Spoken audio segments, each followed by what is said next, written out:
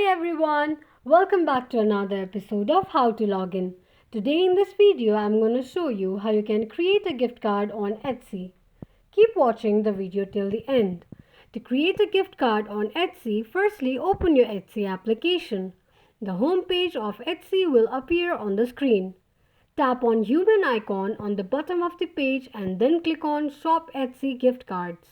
On the next page, to create a gift card, enter your recipient's name, your name, choose your amount and delivery method.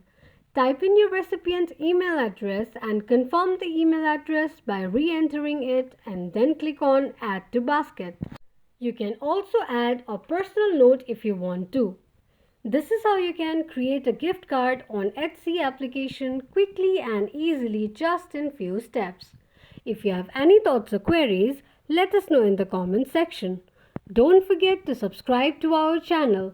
Also press the notification bell icon so that YouTube will notify you whenever we post a new video. I hope this video was helpful to you.